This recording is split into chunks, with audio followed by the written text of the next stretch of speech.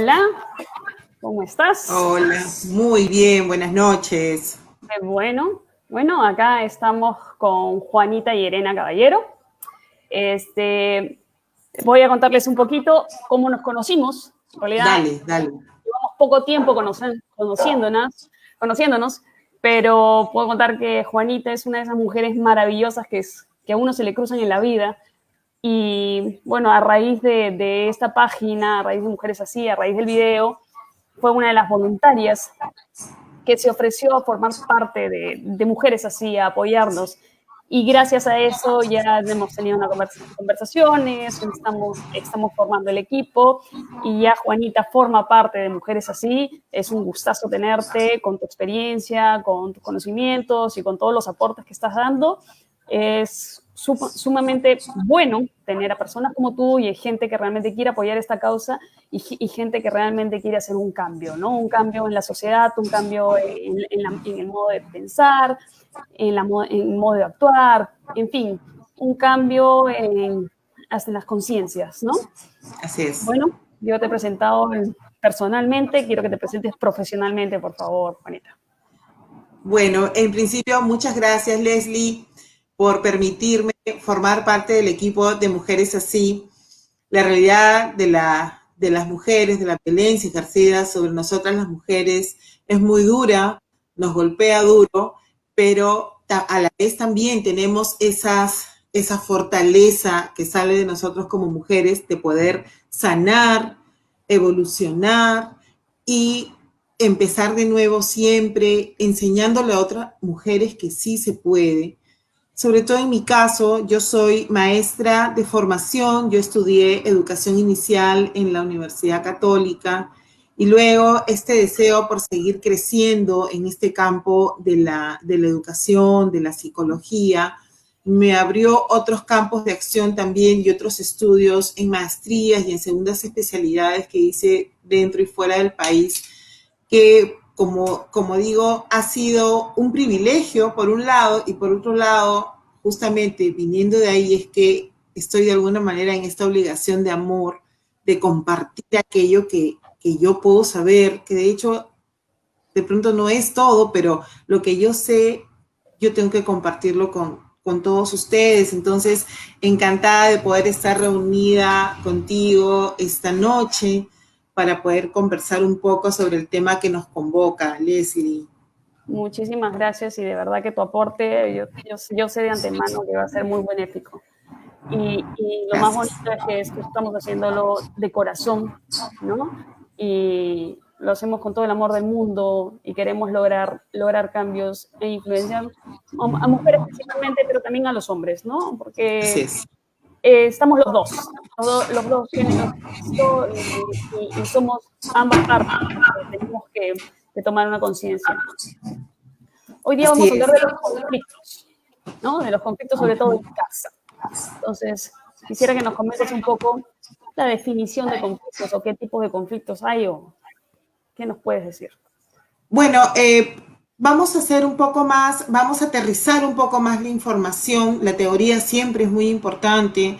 Sin embargo, digamos que para efectos del tiempo y todo, voy a tratar de ser lo más, aterrizar lo más posible la información para que pueda ser llegada a todos nosotros y todos podamos nutrirnos y compartir también, porque no nuestras experiencias.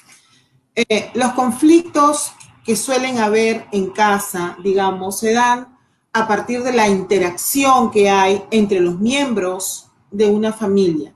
Cuando nos hablamos de miembros de una familia, pues nos referimos no solamente a la mamá, al papá y a los hijos, que es, digamos, lo que usualmente se suele mencionar, sino también hay interacciones de otros miembros que podrían estar en casa, llámese primos, tíos, abuelos, incluso en algunos casos las mismas personas que nos apoyan en casa, que desde mi punto de vista están mal llamadas empleadas domésticas, son personas en casa que también forman parte de alguna manera de la dinámica familiar y que cuando no hay pues una buena interacción entre estos miembros que yo he mencionado, surgen los conflictos, surgen estas desavenencias, esta incapacidad que a veces tenemos de, por un lado, expresar lo que sentimos y por otro lado también de entender lo que nos quieren decir.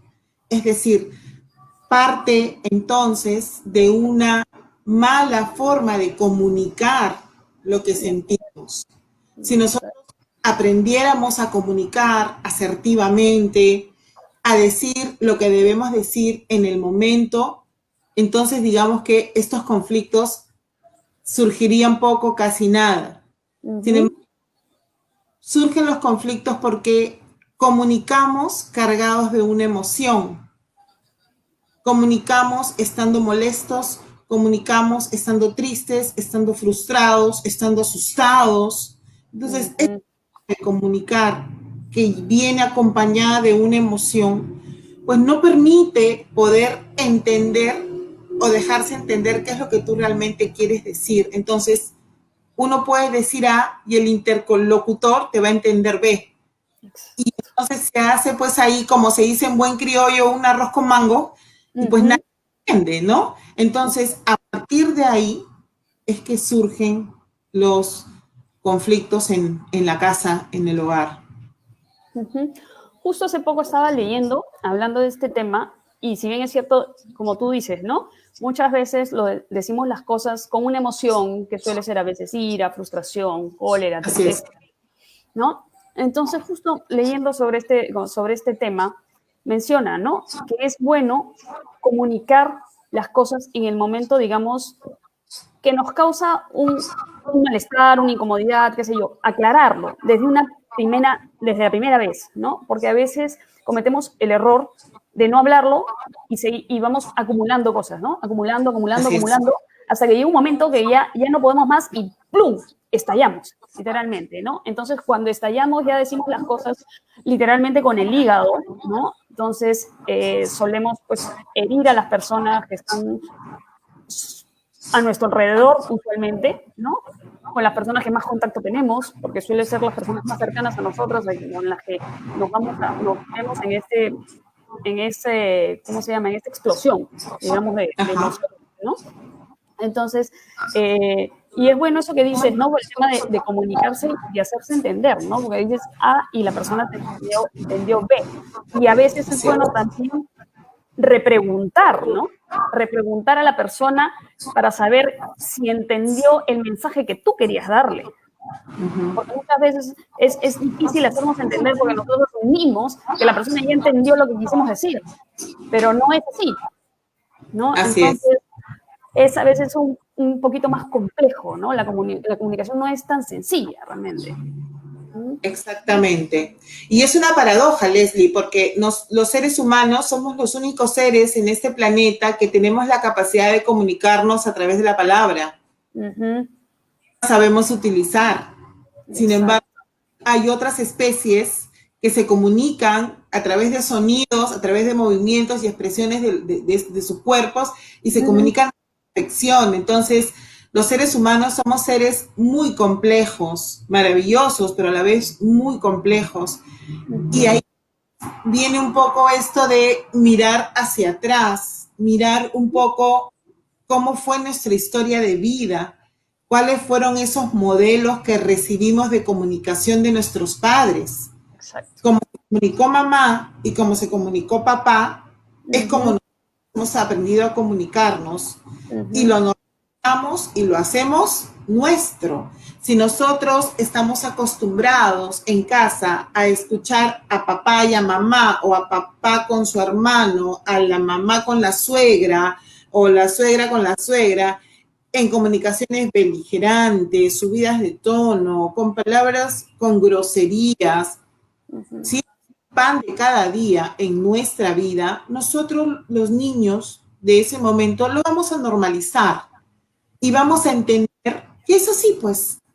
Y probablemente el hogar que fundemos con nuestras parejas sea un hogar muy parecido al que nosotros hemos tenido de niños, porque es nuestro modelo, porque esa fue la forma que nosotros recibimos de comunicar. vivir en conflicto. Entonces, la pregunta que a mí me salta a continuación y que me gustaría compartirla con todas las personas que nos están mirando es, ¿cómo estamos comunicando en casa?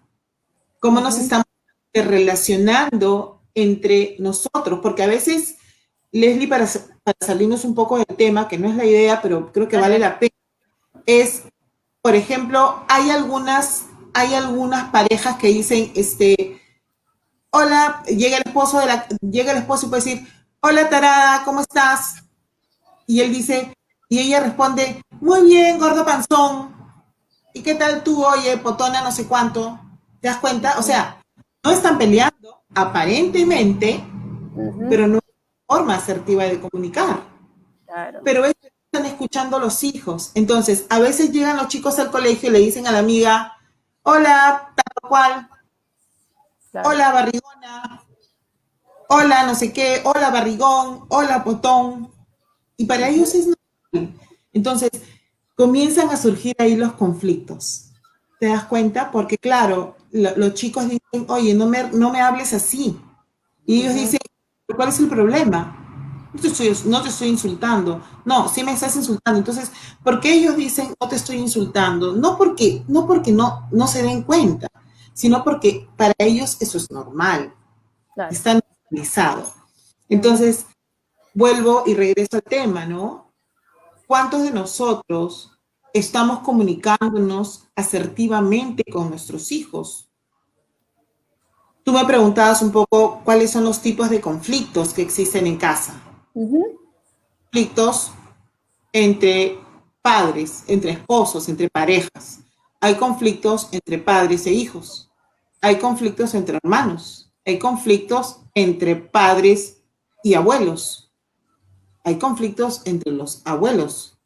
Entonces, te das cuenta que todo se dispara por todos lados y hay un pequeñito o una pequeñita que está ahí en el medio mirando todo y absorbiendo como una esponja, exactamente, absorbiendo como una esponja todo ese ambiente beligerante, rudo, feo, que en algún momento de su vida para ellos eso va a ser normal y el va a continuar. Porque sus hijos harán lo mismo y sus nietos harán lo mismo y así sucesivamente. Entonces, el trabajo que tenemos, las personas que nos dedicamos a trabajar con niños, es de mucho reto y de mucha responsabilidad. No solamente por lo que nosotros hacemos con nuestros niños, sino por lo que comunicamos a los padres de lo que puede pasar si es que continuamos llevando un mismo estilo de vida. ¿Qué va a pasar con estos niños? ¿No? A veces, yo te cuento el caso, llegó un día a la consulta una chica muy joven que me decía, yo ya no soporto a mi hijo, no lo soporto, no lo aguanto, es así, es asá. Decía incendios de este angelito, y la verdad es que yo he venido acá porque yo necesito que él lleve una terapia. Yo necesito que él lleve una terapia porque yo ya no soporto más, no lo soporto más. Ah, muy bien, le dije. Entonces, ¿tú necesitas que tu hijo lleve una terapia? Sí, yo ya no lo aguanto. ¿Me puedes decir qué edad tiene tu hijito, por favor? Año 8 meses. ¡Hala! Entonces, tú te das cuenta el enorme desconocimiento que ¡Wow! hay, ¿no? Es un enorme desconocimiento que hay sobre estos temas de crianza, de educación, de escuela para padres. El desconocimiento y la ignorancia es tremenda, Leslie. Entonces, si te invitas a hablar de esto, ¿cómo no venir? ¿Cómo no aceptar la invitación? Porque es una responsabilidad grande que tenemos para formar a los padres y explicarles qué es lo que puede pasar si continuamos en en esta misma dinámica, ¿no? Tan nociva, tan tóxica. ¿Y cómo se puede hacer? Porque a veces es muy difícil realmente mantener una conversación asertiva con una persona con quien normalmente tienes constantes conflictos, ¿no? Podría ser la pareja, en fin, o con tu mismo hijo, ¿no? O con tus padres, en fin, no sé. Entonces, ¿cómo hacer para poder llevar la conversación de manera asertiva. Ok. Como yo te decía al principio, si nosotros estamos acostumbrados a comunicar así, porque recibimos de nuestros padres esa conducta, o sea, vamos a sufrir, pero es como quien dice, sufridos para el castigo, porque estamos acostumbrados a eso y sí, la vamos a pasar mal, pero, como decía alguna vez una amiga muy querida, tenía una relación muy tóxica, esta relación se terminó, a ella le costó mucho, pero en algún momento me dijo, Juanita, lo extraño esos encuentros que yo tenía con él. ¿Por qué? Porque claro, revisando su historia familiar, había eso. Y para ella lo normal era pelear. Y cuando finalmente, a partir de la terapia que recibió y todo lo demás, se desvinculó de esta persona, la comenzó a extrañar, porque estaba acostumbrada. Entonces, a partir de ahí surge pues esto de cortar. Tenemos que cortar todo indicio de que si nosotros queremos tener una vida sana y en consecuencia nuestros hijos tener la misma, si estamos muy jóvenes y nos enamoramos y este enamorado que tenemos o esta enamorada que tenemos comienza a tener ese tipo de comportamiento beligerante, en one, o sea, no lo pienses dos veces, no digas, ay, no, mira, yo quisiera, no, porque no hemos venido a este mundo a sufrir, ni a ser salvadores de nada. Yo soy mujer de fe y yo entiendo que el único salvador de este mundo fue Jesucristo, más nadie. Nosotros no hemos venido a salvarle la vida a nadie. Entonces, yo no puedo tener un enamorado, o en el caso de los chicos, una enamorada que comience a faltarme el respeto. Entonces, a partir de ahí, ya empezamos a cortar. Chao, terminar contigo y terminamos. Pero ¿qué pasa si no me atreví y me terminé casando o juntando con esta persona? Y obviamente los conflictos se hicieron aún más grandes y crecieron y fue todo el descalabro. Tenemos que comenzar a escuchar a los especialistas. Tenemos que comenzar a hacer consciente el inconsciente. En mi caso, yo no tengo ningún problema en compartir un poco mi historia personal. Yo vengo de un papá cuyas experiencias de violencia fueron muy claras en casa. Él era un hombre violento y mi mamá de alguna manera permitió esa violencia. Y yo me nutrí de esa violencia. Y fíjate tú, me casé con un individuo igualito a mi papá. Claro. Igualito, era igualito. Entonces, ¿por qué? Porque yo normalicé la violencia. Pero ¿qué pasa? Que en un momento yo dije, basta, hasta aquí nomás llegamos. Leslie, me costó mucho, porque ya yo, como dije en algún momento, esto ya estaba interiorizado, yo ya lo tenía en mí. Y era una reacción del inconsciente. Entonces, cuando yo logré hacer consciente mi inconsciente, dije, no, porque si yo no paro aquí, no solamente voy a seguir siendo infeliz, sino mis hijas van a conseguirse maridos iguales a su padre, iguales a su abuelo, y esto va a ser el ciclo de vida y alguien tiene que parar esto. Lo corté y estamos en ese proceso de sanar. Entonces, hay que entender que no hemos llegado a este mundo a sufrir y en consecuencia, si estamos viviendo en violencia, tenemos que parar, tenemos que cortar. No podemos permitir, porque cuando ya comienzan a llegar los hijos, es aún más doloroso. Consecuencias de conducta de chicos que viven en familias que se le llama disfuncionales, es decir, con mucho conflicto, con mucha pelea, con mucha violencia, mucha carga de violencia, terminan generalmente o en drogas o terminan teniendo relaciones sexuales prematuras, terminan llevando conductas de riesgo y terminan además teniendo trastornos de personalidad que van a afectar su vida posterior. Esas cosas suceden si es que nosotros no somos conscientes de que esto se tiene que parar. Y esto actualmente es muy común. Es Exacto. muy común que lleguen a la consulta padres, madres cuyos hijos están en la adolescencia y ya no hay mucho que hacer, ¿no? Y terminan los chicos recibiendo las terapias de por vida y todo, cuando eso se pudo haber cortado Ujú. desde que los papás fueron enamorados. Porque la violencia siempre se presenta. Claro, pero como tú dices, ¿no? Uno está acostumbrado a ese tipo de relación, por así decirlo, o ese ejemplo que has recibido en casa, y inconscientemente la pareja que vas a buscar, por así decirlo, con la que vas a tener afinidad, va a ser probablemente una persona conflictiva, una persona muy parecida a tu padre o a tu madre. O sea, Así es. eso es, ¿no? Entonces, el tema principal y quizás el más difícil es tomar conciencia, ¿no? Como tú dices, hacer consciente el inconsciente. Y ese es un Exacto. gran paso. Y de ahí tomar la decisión, ¿no? Porque muchas personas saben, ah, sí, mi relación es así, ¿no? Y me importa un pepino y sigo en esa relación así porque estoy acostumbrada o porque es más fácil, porque para muchas personas es sumamente complicado salir de su zona de confort. Entonces, Exacto. es más fácil quedarte donde estás, ¿no? Y aguantar lo que venga, ¿no? Como dicen, trepado en la mula, aguantar los azotes. Entonces, y no salir de ahí, ¿no? Pero como tú dices, esto, el círculo continúa, ¿no? De ahí pasa a la siguiente generación y a la siguiente generación y nunca termina, ¿no? Exactamente. Y también viendo el tema de las estadísticas, porque esto también creo que viene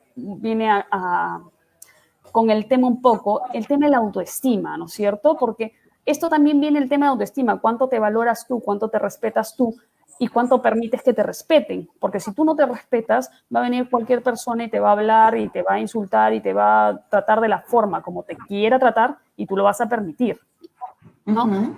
Y tengo entendido que el Perú, dentro de Latinoamérica, es uno de los países que tiene la autoestima más baja a nivel Latinoamérica, ¿no? Lamentablemente, sí. Entonces, lamentablemente, y es por eso también que hay tanto machismo, tanto feminicidio, tanta violencia, ¿no? Porque es un tema de amor propio y de respeto, en lo cual hay que trabajar y hay que pensar mucho también en tus hijos.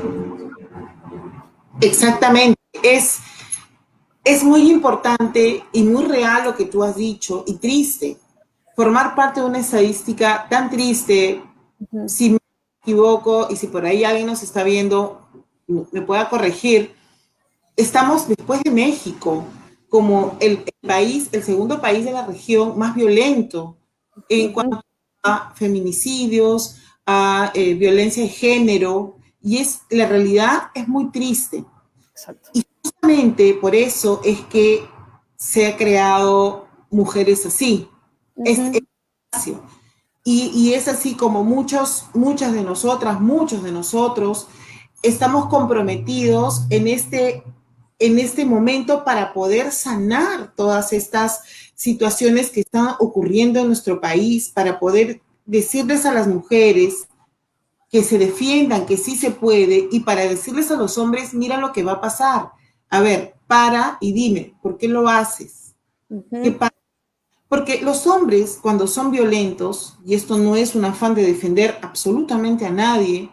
pero tienen también una historia personal, tienen Exacto. también una historia de vida muy triste, muy dolorosa, que termina en lo que nosotros vemos. Entonces, hay que trabajar desde las políticas de Estado, Leslie.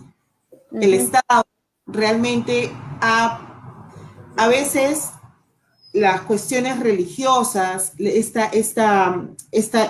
sociedad donde nosotros vivimos, que es marcadamente religiosa, impide poder, poder tomar digamos, el control de lo que realmente se debe hacer con la población en términos de prevención. Ujú. No queremos hacer algo e inmediatamente las asociaciones religiosas, que probablemente están en todo su derecho, pero no nos permiten poder hacer más, no nos Ujú. permiten igualarnos, poder hacernos entender que todo lo estamos haciendo de buena fe, Ujú. con la única razón, con el único objetivo de que nos volvamos una sociedad sana, de que Exacto. todos tengamos el rol que debemos tener y a su vez podamos entender cómo es una persona, en este caso los hombres puedan entender a las mujeres podamos entender a los hombres, pero parte desde las políticas de Estado, porque nosotros ahorita mujeres así podemos hacer mil cosas, pero si la ley no nos ampara, si no tenemos espacios donde poder difundir a partir del Estado, que tiene pues unas plataformas gigantescas de difusión, entonces estamos un poco contra las cuerdas, ¿no? Pero, como siempre digo yo, cholas tercas, acá estamos, ¿no? Siempre hay algo que hacer. Claro que sí. Pero hay que trabajar desde la prevención, siempre, desde chiquititos. Tenemos que formar a nuestros estudiantes, a nuestras familias en esto, en igualdad, en respeto. Hay que darles mucha información. Si tenemos, ¿cómo podemos manejar los conflictos? ¿Cómo podemos hacer que, digamos, con la persona que estamos discutiendo o teniendo un altercado, cómo podemos hacer para que esto no se incremente? Porque muchas veces empezamos unas discusiones, ¿no? Y empezamos con un tono de voz, y empiezas uno a subirlo y empieza el otro a subirlo, ¿no? Y están en ese plan, ¿no? Entonces al final vienen gritos acalorados y cosas. ¿Cómo podemos manejar para que en vez de que esto suba, ¿no? Tratar de hacer que baje? ¿Hay algunas técnicas? A veces solemos recomendar que cuando empieza a subirse ya el volumen de la conversación, uno de ellos tiene que parar. Ellos tiene que salir de ese ambiente. Uno de ellos tiene que inmolarse. No es lo ideal. Lo ideal es que haya un buen nivel de comunicación para no salir. Sin embargo, tiene que ocurrir esto porque, como tú bien dices, se eleva la presión. La olla a presión comienza a ebullir y a ya no tener más y va a explotar en cualquier momento. Y cuando revienta, pues revienta y a todo el mundo cae el escombro. Entonces, luego, cuando todo se calme, volver a conversar y volver a replantear, pero cuando ya esté todo tranquilo. O sea, no es a ver quién grita más. Claro. Porque si gritas más, eso se va a convertir en un diálogo de sordos. ¿Qué se va a escuchar? Aquí es, yo voy a gritar más alto que tú. Entonces, ¿sabes qué? Paramos. No te voy a seguir escuchando. Es una lucha de poderes, nada más. Exacto. Claro. ¿Quién se impone? Punto. Exacto, pero eso no es la... No llega a ningún acuerdo. No, por eso yo digo, vuelvo y digo, esa no es la idea. Exacto. Eso no debería ser así. Chicos, chicas, si al primer grito de su enamorado o de su enamorada, al primer de que viene una violencia, no te pongas esto, no me gusta esto, vienes conmigo, dame tu celular, yo lo voy a ver y no sé qué, chao, no sirve. Ese chico o esa chica no sirve. Tienes que salir de ahí corriendo. A la primera. Siempre a la primera. Aunque también a veces están disfrazados, ¿no? A veces están disfrazados y resulta que son unos galanes o unas personas encantadoras, en público al menos, ¿no? Suele ser así, ¿no? El abusador suele ser en público una persona bellísima, pero en casa es otro, ¿no? Exacto, incluso te dicen a veces, qué suerte tienes, qué maravilloso es o qué linda es tu esposa, qué buena es tu esposa, o qué suerte tienes de haberte conseguido un marido así, qué bueno es. Y mira la reacción de las mujeres, se callan y dicen, sí, él es así. Cuando en verdad, como tú bien dices, es pues un lobo o una loba disfrazados de cordero, ¿no? Exacto. Entonces, todo esto parte desde el inicio. Pero, y a veces eso hace que, digamos, que la víctima, ¿no? Si ponemos a la persona o la persona más débil, empieza a dudar, ¿no? Porque sabe que en casa es otra persona, ¿no? Y fuera, ¿no? Y a veces si hablamos de mujeres normalmente que suelen ser las víctimas, ¿no? Y lamentablemente la mayoría ocurren los feminicidios, ¿no? Realmente las que están matando son a las mujeres. Así es. Como dicen, ¿no? Cuando muere un hombre es en realidad, suele ser por defensa propia de la mujer o por defender a los hijos, ¿no? Pero en el caso de los feminicidios son básicamente celos, en fin, alteraciones mentales, ira, rabia, ¿no? Es. Pero la mujer que quiere pedir ayuda o que quiere salir de esa relación no puede, ¿no? No puede porque dice, ay, no, pero si es lindo, si es encantador, entonces ya, o sea, ¿de quién me estás hablando? Tú estás hablando de otra persona, ¿no? Entonces ya te tildan de loca o de incoherente Sí, o qué sé yo, ¿no? sí, Entonces, sí. es sumamente complicado cuando ya estás dentro de ese hoyo, salir de ahí. Sí. ¿Sí? Te toma muchos años salir de ese hoyo, muchos años, porque la presión social es muy grande, Exacto. la presión social es muy fuerte. A veces incluso tu misma mamá, tus mismas hermanas, tu misma suegra, este, te dice, no, espérate, yo voy a conversar con él. Yo estudié desde el inicial hasta el quinto de secundaria en colegio de monjas. Eh, ese, digamos, ese mensaje que yo recibí subliminal de las monjitas, como que tienes que defender tu matrimonio hasta el final, tu matrimonio está bendecido por Dios, entonces haga lo que te haga, defiéndelo, tú puedes. Eso también va calando, también va marcando tu historia. Y Exacto. entonces, queriendo, en tu inconsciente vas escuchando las voces de las monjitas también, que te decían, está bendecido, ¿no? Porque claro, uno incluso hasta se casa por civil, por religioso y todo lo demás. Entonces uno dice, no, defender, esto no puede ser así, ¿no? Y cuando tú decides tomar la decisión de romper ese vínculo, porque Leslie, no solamente estás dañándote tú, también estás dañando a tus hijos. Exacto. Y nuevamente vuelvo un poco a mi historia personal.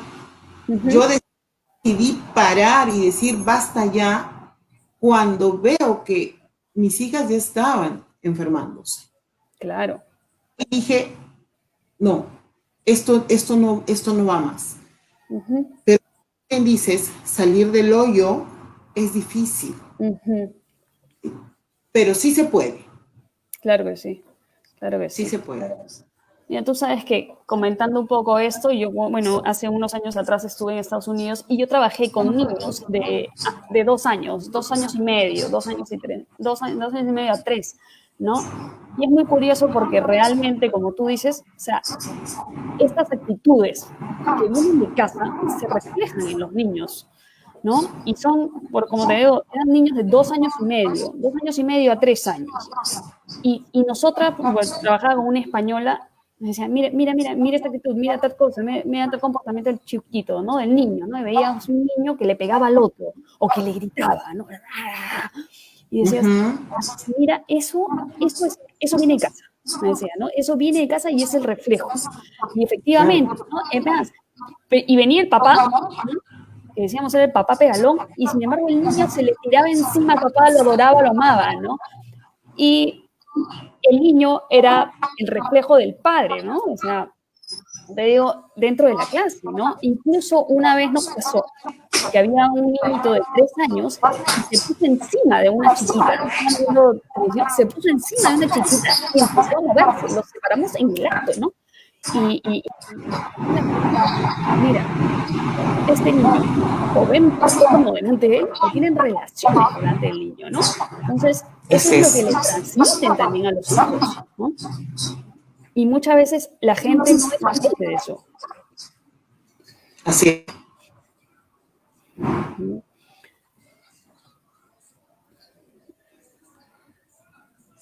Hola.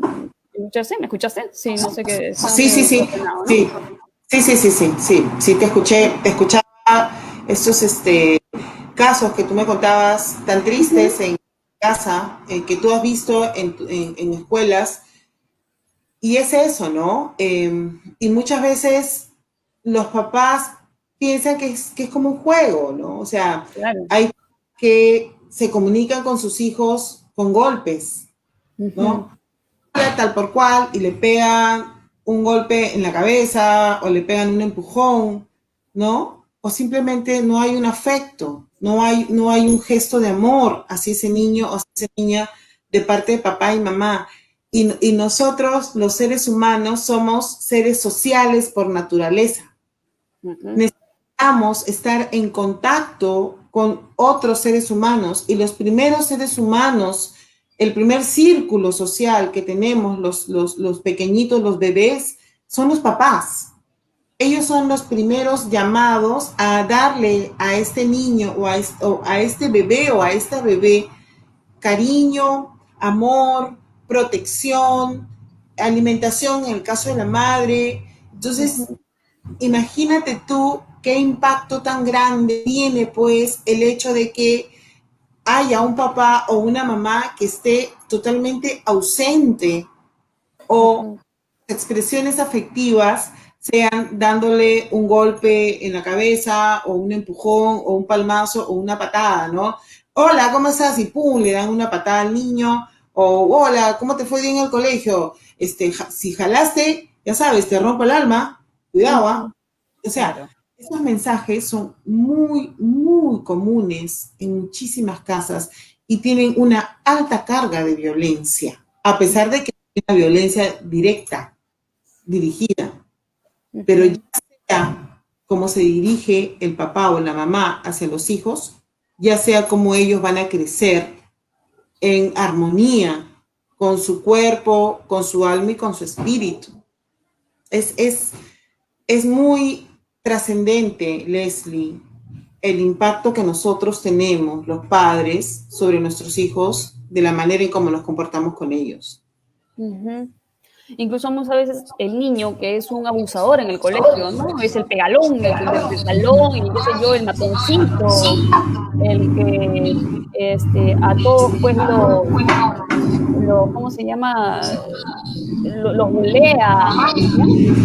Resulta, suele ser el niño que es maltratado en la casa, ¿no?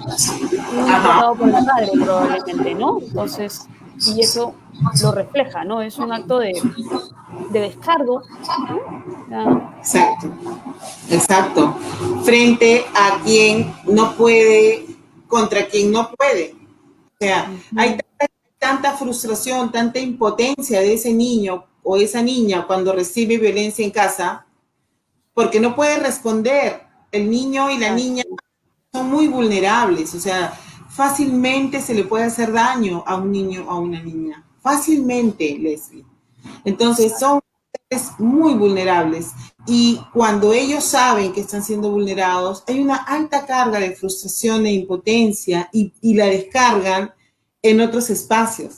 De ahí surgen pues, los buleadores o buleadores, ¿no?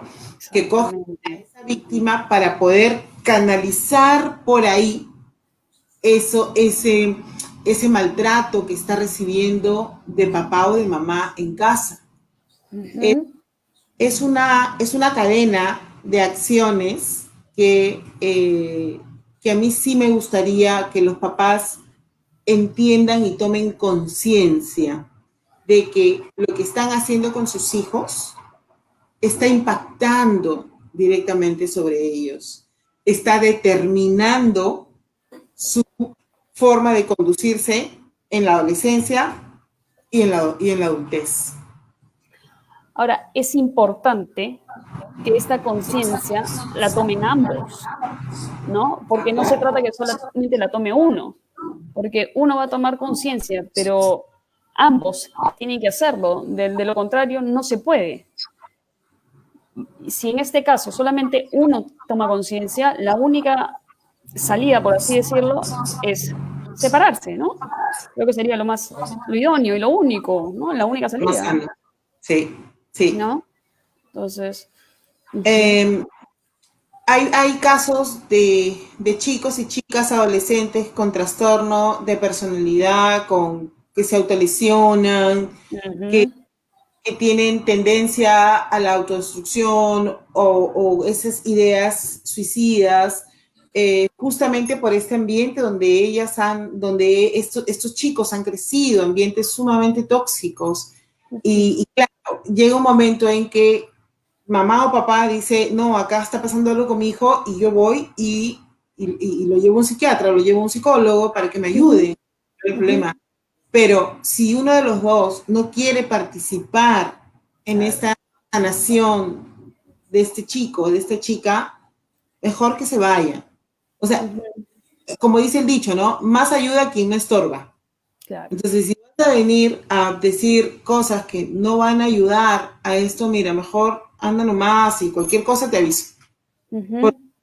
Porque si ya hemos tomado conciencia de que hay pues un problema grande y grueso, entonces yo creo que ha llegado el momento de que haya estas decisiones determinantes, ¿no? Es por que se vayan. Chau. Anda nomás mamá, anda nomás papá, yo me encargo, ¿no? Sí. Incluso en esta época, en esta cuarentena ha sido, ¿no? En la cuarentena ha sido detonante, ¿no? Para muchos, ¿no? Porque dentro de, o sea, las 24 horas ya dentro de la casa, ¿no? Probablemente si alguno de los dos o ambos trabajaban en oficina o fuera de la casa, ¿no? Ahora la convivencia se vuelve más intolerante, ¿no? Entonces, esta toxicidad se ha incrementado en este tiempo de cuarentena y es por eso que también ahorita todos los terapeutas, los psicólogos y todos están, pero abarrotados de trabajo porque tienen casos a montones de todas las edades, ¿no? Tanto niños, adultos y... Sí, sí. Tenemos harta chamba, te digo. Harta chamba. Ahorita están con harta chamba todos los psicólogos a nivel mundial, ¿no? Sí. Están llegando casos muy gruesos de cosas que se han descubierto porque los papás finalmente han estado en casa y se han dado cuenta. Entonces, ahí recién han dicho, oye, pero él hacía esto, ella hacía esto, y tú no te diste cuenta, y no, ¿y ahora qué hacemos? No, busquemos ayuda. Cuando el problema se pudo haber resuelto desde que el niño estaba chiquitito. El hábitos, a ver, los niveles de formación, de desarrollo de la personalidad, los años fundamentales de desarrollo de la personalidad, se dan en el niño de cero, desde que está en la panza de la mamá hasta los 6, 7 años aproximadamente. En ese tiempo es que los papás tienen una obligación de amor, de darle a sus hijos todo aquello que desarrollen sus sentidos, porque el ser humano aprende a partir de los sentidos, aprende tocando, viendo, oliendo, escuchando, gustando.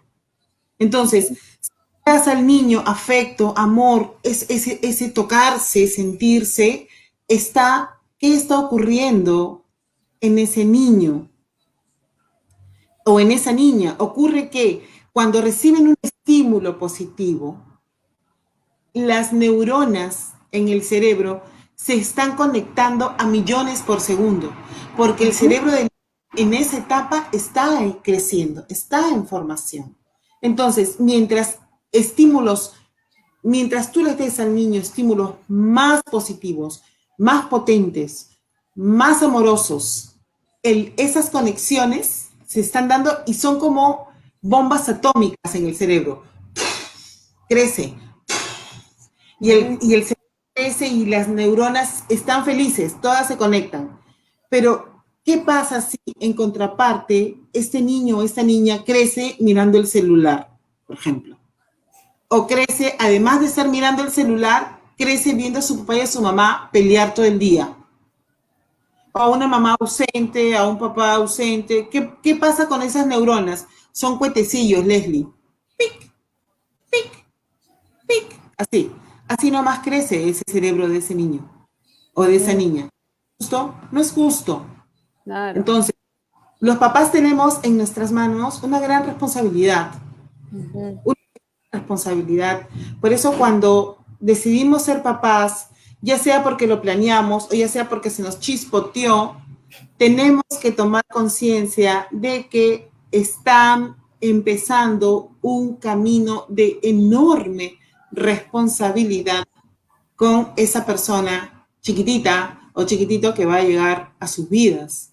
Es una gran responsabilidad, una responsabilidad basada en el amor, una responsabilidad basada en querer lo mejor para ellos. Entonces, yo espero que esta figuración que yo les he dado, este símil que les he compartido sobre que se prende a través de los sentidos y que si estos estímulos son positivos, hay pues explosiones de bombas atómicas en el cerebro maravillosas, versus si no lo hay, son cuetecillos chiquititos.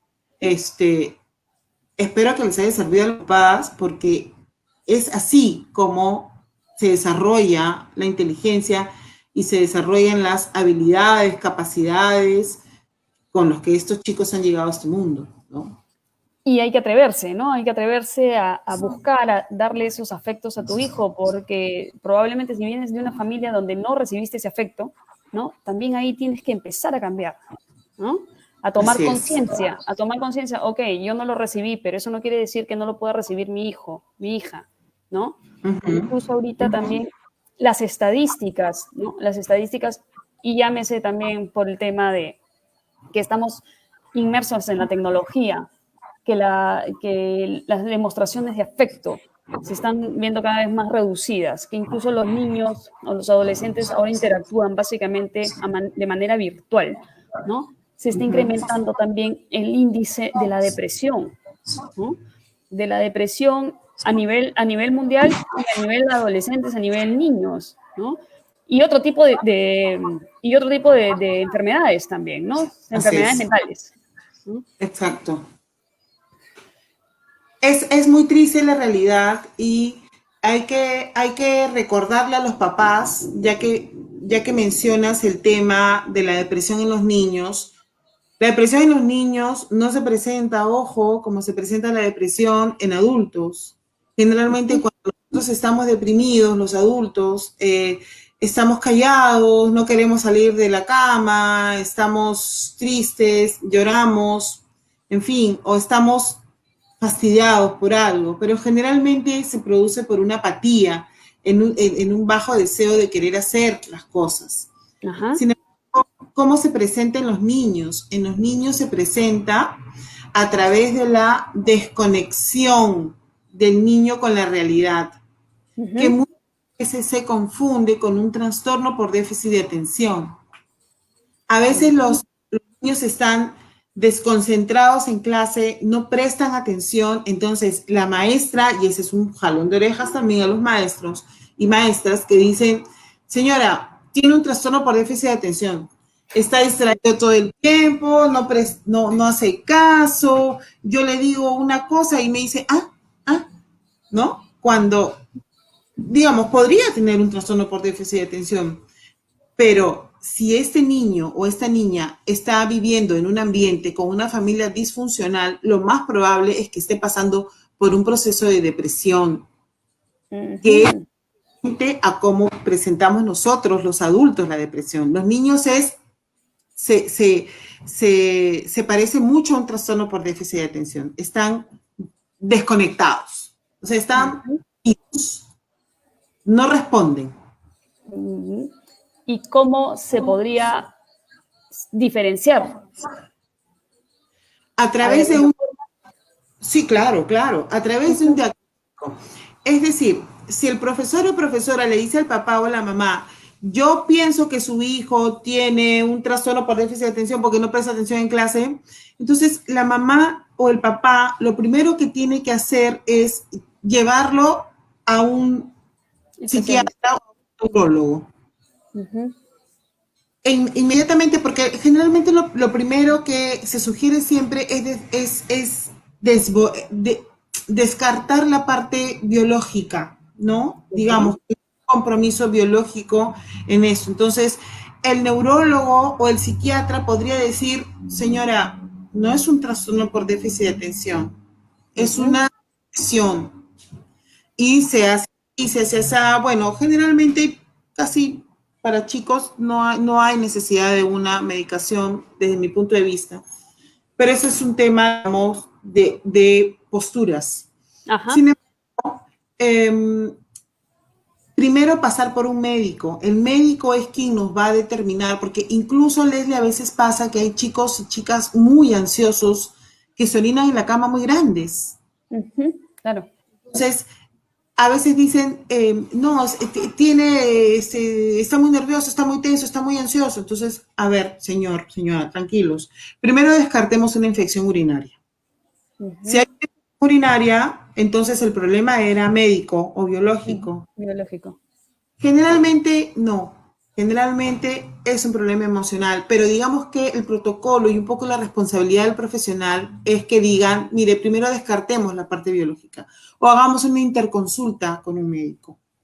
Entonces, lo primero es eso, Leslie, descartar médicamente si nuestro niño tiene una depresión a través de un psiquiatra infantil.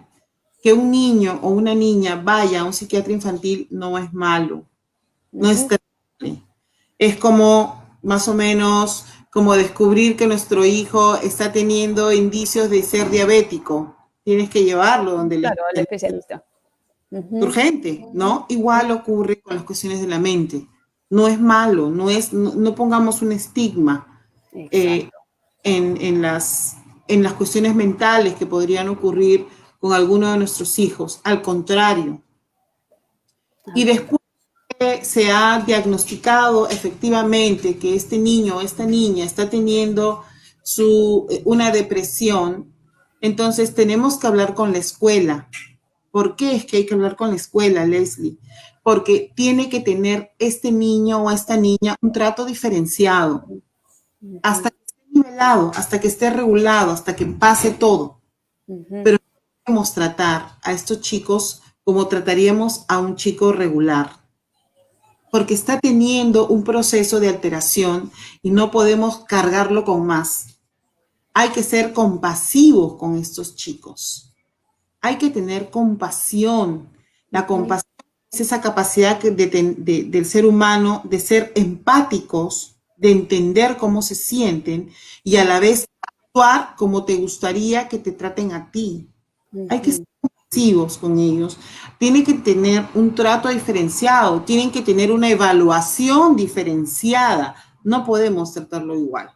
Va a ser eterno. Esto va a ser hasta que pase la marea, hasta que pase este proceso, hasta que el chico o chica se regule. Ese es el abordaje, fundamentalmente. Y por supuesto, me faltaba algo importantísimo, orientación a los padres, urgente. Exacto. Porque ese niño o esa niña, si están sufriendo una depresión es porque algo está pasando en casa. ¿No? Generalmente es en casa y lo arreglan en la escuela. Entonces, inmediatamente orientación a los padres, urgente, a la vena, un niño bordado, escuela diferenciada, y yo creo que para empezar, suficiente.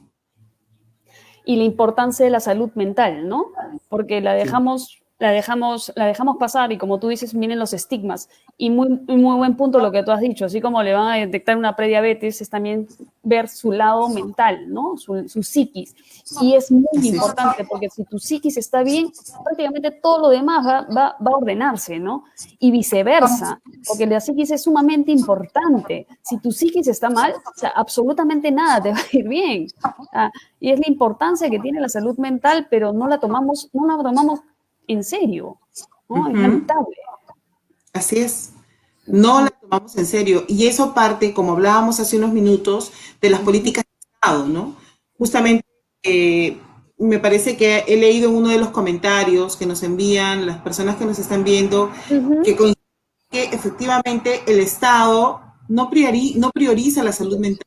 Y Leslie, es fundamental la salud mental en nuestra población, el cuidado, pero sobre todo la prevención. La prevención. La prevención es importante. Y esto se da desde estos espacios de formación a los padres, de información y formación, para que no cometan errores con sus hijos, que luego tengan que terminar en el psiquiatra, en el psicólogo, con las terapias, incluso con internamientos en residencia, porque los chicos y chicas hasta pueden peligrar su vida. Entonces, es complejo, pero es real y tenemos que afrontarlo. Y es un tema, como tú dices, ¿no? Es la prevención y empezamos a crearnos ese hábito, ¿no? Así como las personas nos hacemos el chequeo médico anual, también hacemos un chequeo psicológico anual, ¿no? Y empezar de repente por uno mismo, ¿no? Empezar por el padre, siendo el padre o la madre, antes de repente de ir a llevar a tus hijos, porque es muy fácil, él o ella necesita tratamiento, ¿no? Mi hijo necesita tratamiento y no se dan cuenta que es uno mismo quien lo necesita. ¿Sí? Exacto. Y a veces, porque no lo vemos, ¿no? Siempre vemos al otro. Siempre, como dice el dicho, ¿no? Es fácil ver la paja en el ojo ajeno. Y no nos estamos dando cuenta nosotros qué errores, por así decirlo, estamos cometiendo, ¿no? O en qué faltas estamos incurriendo y eso qué cosa está generando, tanto en otras personas, las personas que nos rodean o incluso en nosotros mismos, ¿no? Entonces, y eso te ayuda el terapeuta, ¿no? El terapeuta te hace ver las cosas desde otro punto de vista, ¿no? Y la importancia que tiene, ¿no? Así es. Es muy importante el estar emocionalmente estables. Es muy importante. Porque en la medida en que tú estés bien como papá o como mamá, eso vas a irradiar a tus hijos, a tus hijos. Tenlo por seguro. O sea, si tú te sientes frustrado, impotente, te sientes fastidiado, te sientes aburrido, te sientes que no te soportas ni a ti mismo, claro, empieza a ver alguien, algún profesional que te pueda ayudar, porque eso es un tiempo y va a impactar sobre tus hijos. Ellos son los perjudicados en todo esto. Entonces, a tomar conciencia de eso, como papás, muy importante. Muchas veces se cargan las frustraciones que vienen incluso del trabajo, ¿no? O sea, acá en el Perú, el peruano promedio creo que trabaja a veces 10 horas diarias, porque acá las 8 horas son creo que un saludo a la bandera, ¿no? Hay personas que están trabajando en oficina que supuestamente trabajan de 9 a 6 y a las 6 jamás salen, ¿no? Y exacto. no puedes salir porque si sales a las 6 te ven mal, ¿no? Entonces, mejor salgo más tarde para que piensen que estoy trabajando, ¿no? Entonces ya no salgo a las 6, salgo a las 7:30, salgo a las 8. Llego a mi casa a las 9, llego cansado, muerto, frustrado, anímicamente mal.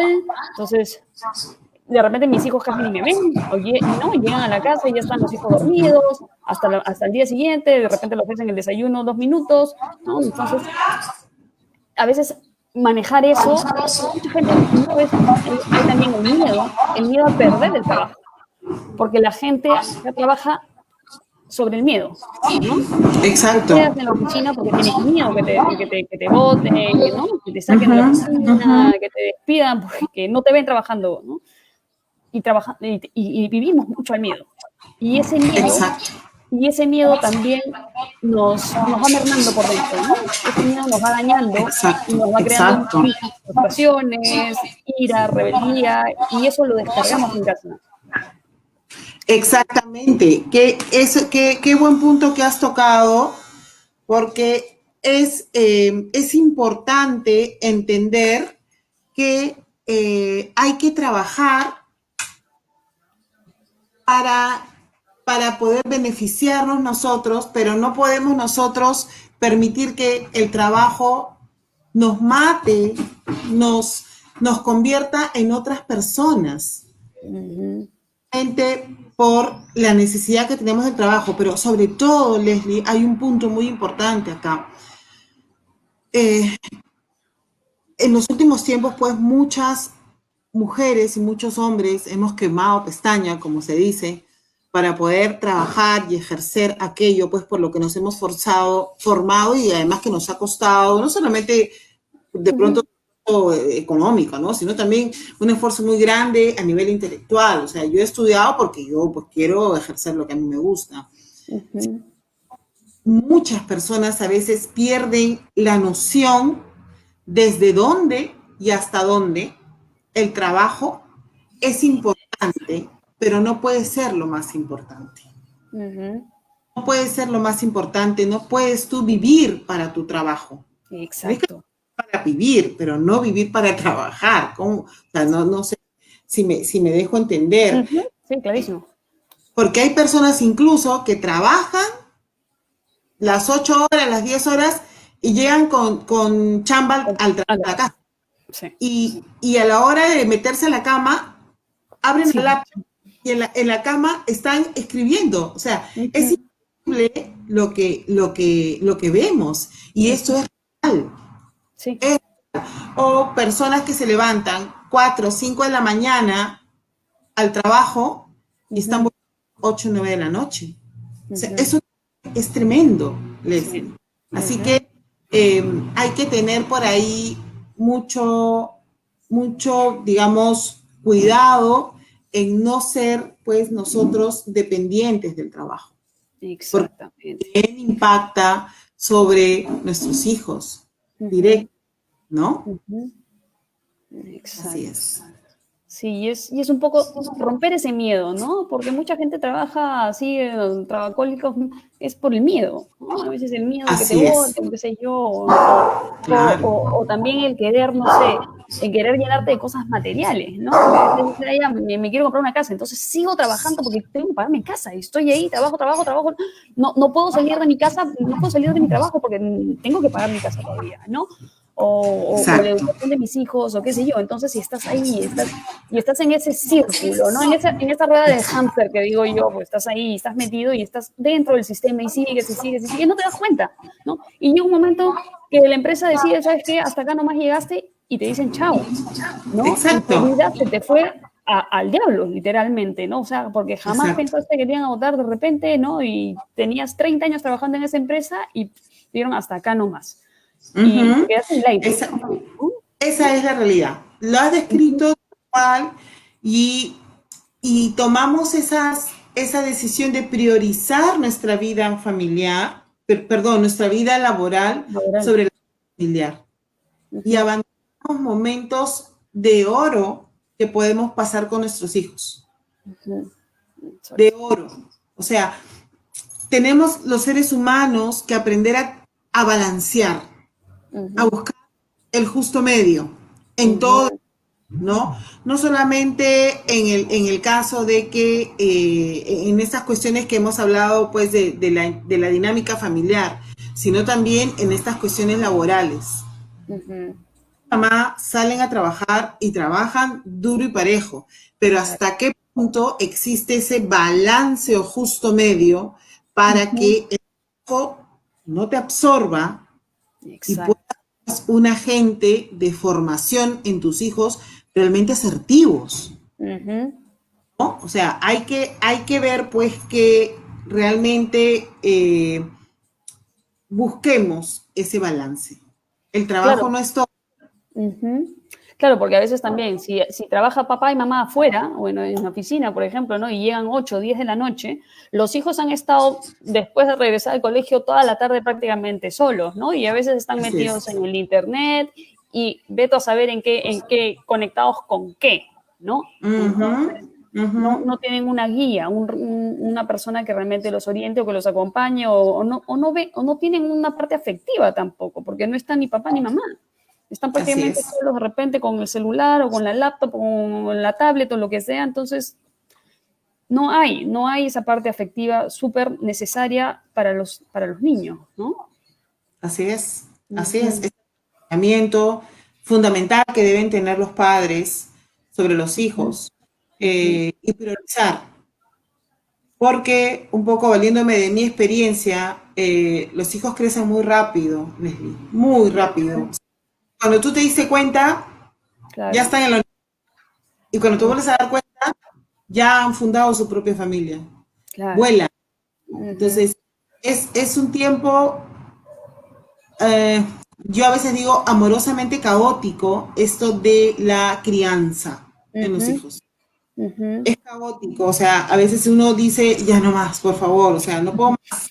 Ujú. Pero, como decía mi mamá, cuando yo a veces le decía, no puedo más, no puedo más, hace mucho, porque yo tengo hijas mellizas, entonces imagínate crear Ajá. yo tenía mellizas, ¿no? Pero mi mamá siempre me decía, ¿quién te manda a meterte en cosas de gente grande? Entonces, ya con eso, ¿cómo te explico que me quedaba Ya, pues callada, claro. ¿no? Porque, Ajá. claro, es lo que me tocaba. Nadie me puso Ujú. en la cabeza para tener o no tener a mis hijas. Entonces, Claro. asumir la responsabilidad tal y como se nos presenta y, Ujú, y lo diré mil veces, aprovechando estos espacios que tenemos de formación como padres. ujú, Este encuentros, las escuelas para padres en los colegios, en las asociaciones vecinales, en las parroquias, en los clubes. Siempre hay espacios donde especialistas forman a los padres, les cuentan cómo es la cosa, ujú. si es tal o cual cosa, ¿no? Entonces, hay que aprovechar como papás. Tienen que eh, aprender. No hay una facultad de padres. Enseñanza para padres, claro. No, no existe, ¿no? Vamos aprendiendo Ujú. y error. Así es Sí, como pero, aprendes, pero hay que hacerlo pues, de la manera ujú, más asertiva posible porque son seres humanos, ¿no? ujú. Pero Ujú. es bueno eso y es bueno que realmente también se busque apoyo, ¿no? Se busque ayuda, como tú dices, ¿no? Igual como a veces te capacitas en el trabajo y buscas, no sé, meterte en un curso, a un diplomado, qué sé yo, o sea, también un curso como para padres, ¿no? Ah, Así es, así es. ujú, listo. Importante lo que tú has dicho. Ujú. Bueno, Juanita, se nos ha pasado la hora. Sí, Ha sido siempre quedan mil cosas por muy, decir. siempre quedan cosas, pero bueno, les has dado al menos algunas luces, creo que tips muy importantes, cosas para tomar en cuenta, sobre todo la prevención, y me parece sumamente importante lo que has dicho sobre todo de la salud mental, ¿no? Sería bueno, como tú dices, ¿no? Que no guiarse simplemente por el diagnóstico que dice un profesor, tu hijo tiene síndrome de déficit de atención, sino buscar ir un poco más allá, ir un poco más allá Sí, y saber cuál es el origen, qué es lo que está pasando realmente. Es muy exacto. importante y es mejor tratarlo desde niño y no esperar a que tenga mi edad para recién empezar a pulirse. Claro, incluso hay chiquitines que son muy llorones, que son muy sensibles, que son muy llorones, y lo primero que hacen los papás es reaccionar mal, gritando y diciendo es un malcriado, cuando la experiencia un poco nos dice, cuidado, esto no está normal, esto no es Ujú, normal, está pasando algo. Mejor esa energía que estás gastando en gritarle, en llamar la atención y en tratar de ponerlo al orden, mejor utilízala para ir descubriendo qué es lo que podría tener tu niño. Los ujú, estudios en la mente, en los trastornos, en el desarrollo del niño están muy avanzados, son muy interesantes, hay muchas cosas nuevas ujú, y ya se puede saber desde chiquititos qué es lo que podría estar pasando con este niño o esta niña cuando llora mucho, cuando está muy rabietudo, cuando es muy demandante. Ya se sabe, Leslie. Entonces, ah, mira, qué bueno. mejor vayan donde un especialista y pregunten qué está Perfecto. pasando, qué puede estar pasando. Oriéntame, ayúdame. Porque un niño chiquitito, como te contaba esa experiencia de 1 año, 8 meses, 2 años, 3 años, no puede entrar pues a psicoterapia. ¿Cómo te explico que no hay forma? Es una locura, ¿no? Quien tiene que entrar a un proceso de acción y readaptación a su vida son los padres. Hay nada Claro. que hacer con estos niños, Ujú, absolutamente. No los papás, el trabajo es con ellos. Entonces, ujú, no se gasten, queridos papás, en pelear con sus hijos. Mejor acérquense donde un especialista y que les cuente qué es lo que puede estar pasando. Ahorramos tiempo y ahorramos muchos dolores de cabeza en el futuro. ujú. Genial, genial, Juanita. Muchísimas gracias por tus palabras, muchísimas gracias por tu orientación, por toda la información que nos has brindado hoy día. Y bueno, ya en cualquier momento también se podrá hacer otro vivo de otro tema o de repente profundizar más de ese tema. En fin, hay ¿Cómo mucho no? por hacer. ¿Cómo no? Claro que sí. Da para Ujú. mucho más. Gracias a ti, Leslie, por la oportunidad. No, que tú eres una de esas personas que tienen esa cualidad de que las conoces poco y las quieres al toque. Y eso no tienen, eso no tenemos todas las personas y de verdad me da mucho gusto poder ser tu amiga, poder haber generado este vínculo a través de esta asociación de mujeres así que se viene con fuerza en el acompañamiento a las mujeres que sufren violencia y que quieren pues salir, como decíamos, de ese hoyo, ¿no? Estamos para ustedes siempre. Ok, muchísimas gracias, Juanita, y muchísimas gracias a las personas que nos están viendo. Y bueno, en cualquier momento habrá otro y otros temas también. Claro que sí. Gracias a ti por la oportunidad. Un beso. Un beso, cuídate. Chao, chao. Chao.